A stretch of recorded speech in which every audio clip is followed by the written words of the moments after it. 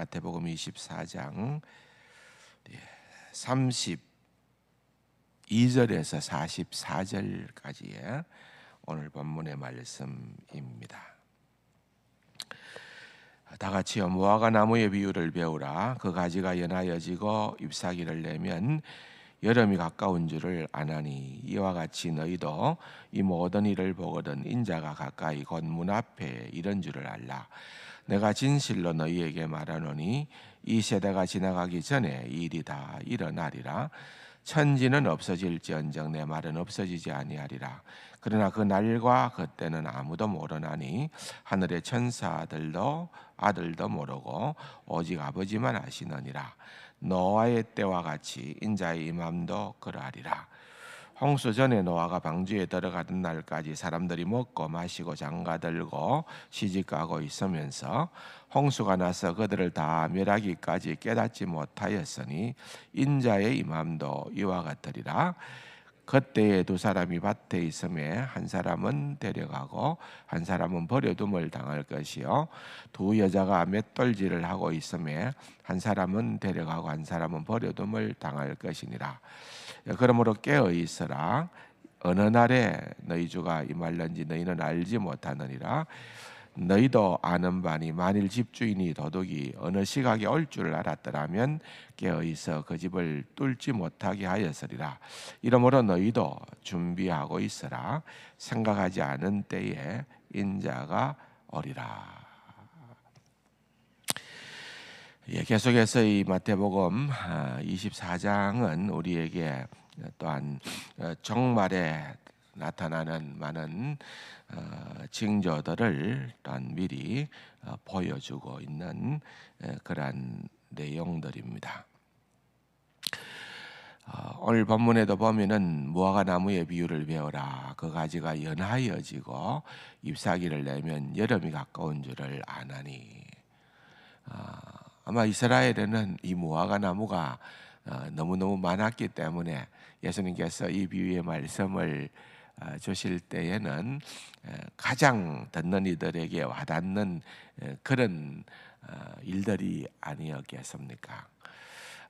우리는 그렇게 무화과 나무가 많지는 않은 것 같아요. 그런데 오히려 우리에게 이 시대의 주님께서 우리에게 말씀을 하신다고 하면은, 자, 지금처럼 해마다 이렇게 지금 이맘때에 너희들이 벚꽃을 피는 것을 보느냐? 벚꽃뿐입니까? 봄에 피는 많은 꽃들이 있잖아요. 개나리도 또는 매화꽃도 산수유도 이런 꽃들이 피는 것을 보게 되면은 이제 겨울이 지나가고 새로운 계절 또 봄이 왔구나 하는 것을 너희들이 쉽게 알 수 있지 않느냐. 그런 의미로 아마 쉽게 와닿을 수 있었을 겁니다.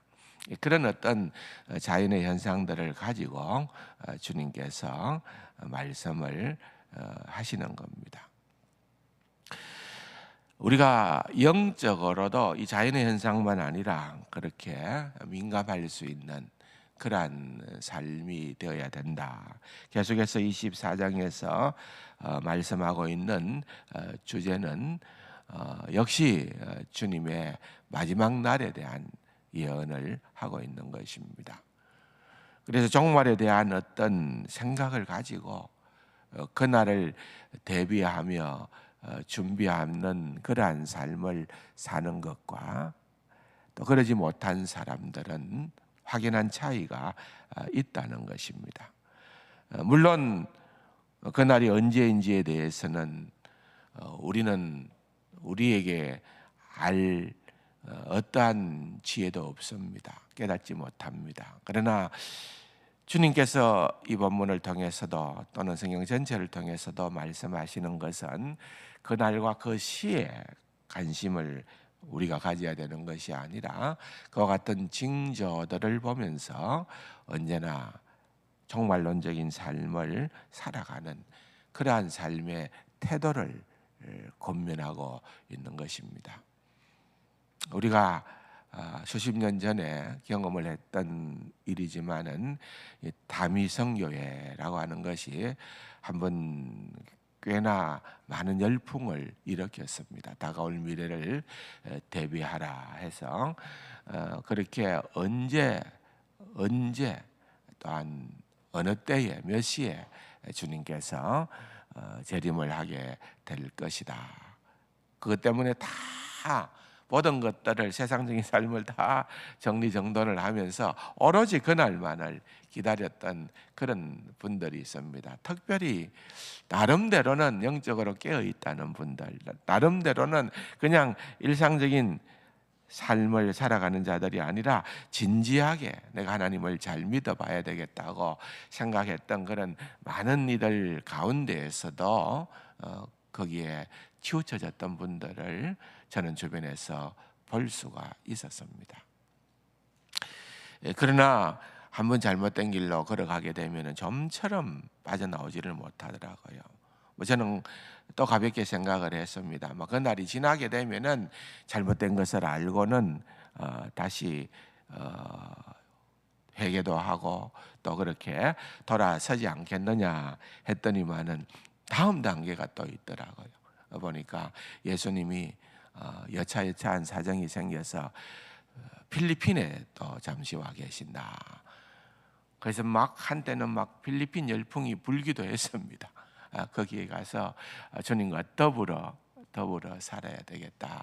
그런 식으로도 하면서 결국은 지금은 이제 하나의 참 어리석은 해프닝으로 끝나버렸습니다만은 수십 년 전에 그 사건은 적어도 성인이 된 우리들에게 있어서는 잊지 못할 하나의 교훈을 주는 그러한 사건이 되었습니다. 오늘도 우리가 주목을 해야 되는 것은 정말론적인 삶을 산다는 것은 왜 주님께서 가르쳐 주지 않았느냐. 우리는 그만큼만 가면 됩니다. 그거를 아는 것이 결코 우리의 신앙생활에 유익하지 않다는 겁니다. 그러므로 그 징조를 보게 되면은 거기에 맞추어서 우리는 늘 하나님 앞에서 준비된 삶, 깨어있는 삶, 언제라도 주님 앞에서 부끄럽지 않는 삶, 그리고 오늘 본문에서도 거듭 강조하는 것은 말씀입니다. 천지는 없어질지라도 내 말은 하나도 없어지지 아니한다. 우리가 정말 소중히 여겨야 될 것은 하나님의 말씀이라는 것. 어떤 현상도 아닙니다. 어떤 주관적인 체험도 아닙니다. 어떤 내 옆에 있는 용한 그런 어떤 신령한 자도 아닙니다. 하나님의 말씀으로 우리는 더욱더 무장되어져야 된다는 것입니다.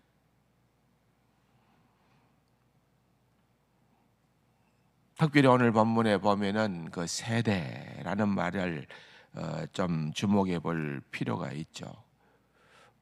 34절에 보면은 내가 진실로 너희에게 말하노니 이 세대가 지나기 전에 이 일이 다 일어나리라. 그럼 우리가 이 본문을 보면서 첫 번째 얼핏 드는 것은 이것은 예수님 당대의 세대를 얘기했던 것이 아니냐. 그런데도 지금 수천 년이 지난 지금까지도 이루어지지 않은 것이 아니냐. 그렇게 생각을 할 수도 있는 겁니다. 그래서 사실은 어떤 의미에서는 24장 가운데서 제일 난해한 말씀이 이 34절이라고도 볼 수가 있지만은 여러 해석들을 가지고 있습니다. 예수님 당대의 세대라고 할 때는 그 당대에는 예수님 당대에는 이것은 로마로 말미암아 예루살렘이 이제 70년이 되면은 다 무너져 내리는 그런 일들을 염두에 둔 그런 그 당시의 그 시대를 얘기한다고도 해석하는 분들이 있습니다.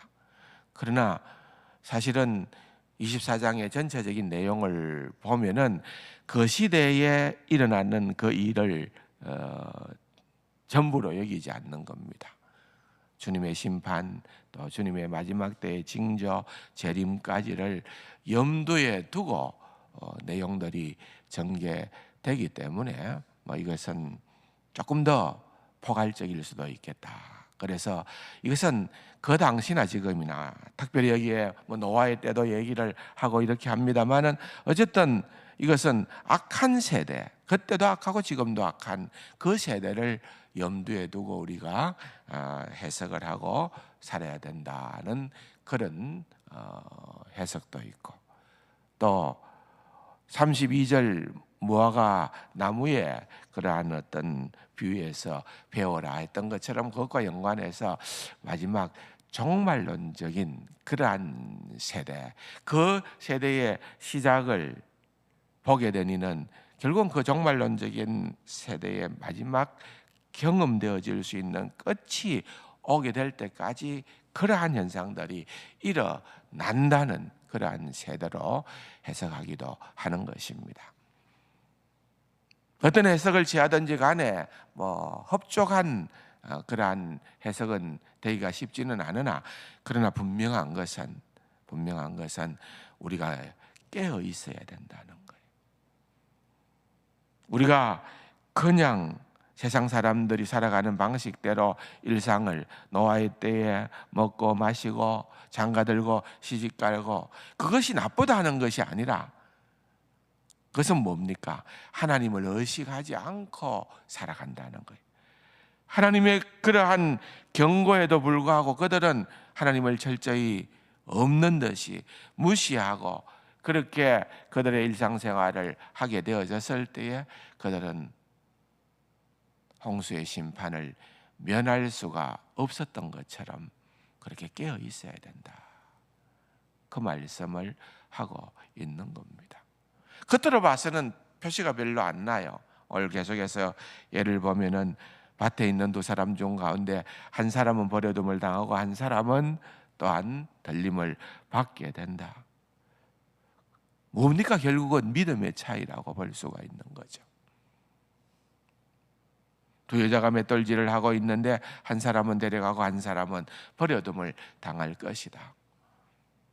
겉으로 봐서는 알 수가 없지만 그 중심에 정말 참된 믿음을 가지고 있는가, 깨어 있어야 된다.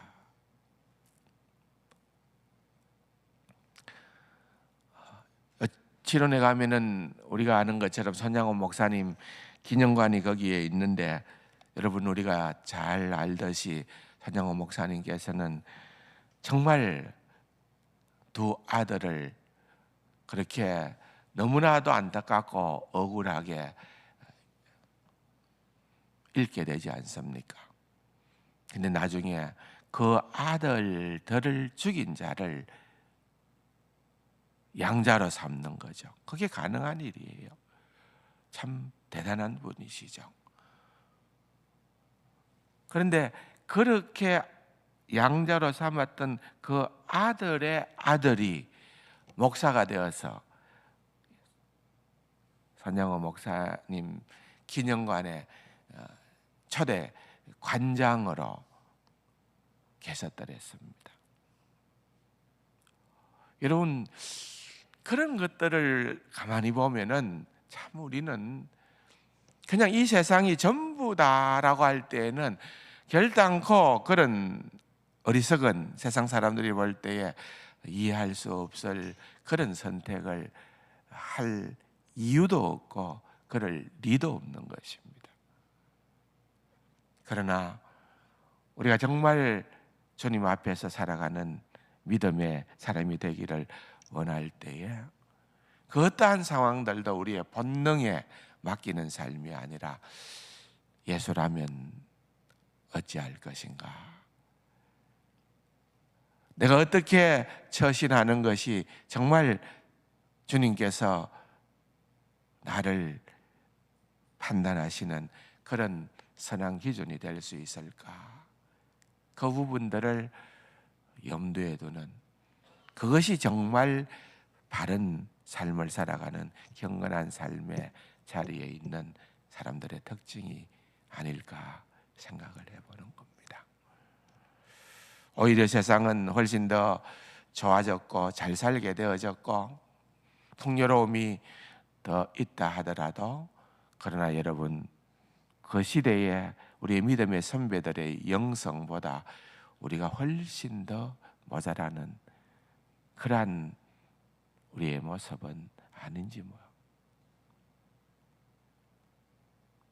하나님의 말씀을 더욱더 우리가 가까이 하면서 하나님의 말씀의 그 깊이에 더 들어가서 진정한 하나님의 말씀의 맛을 알고 그렇게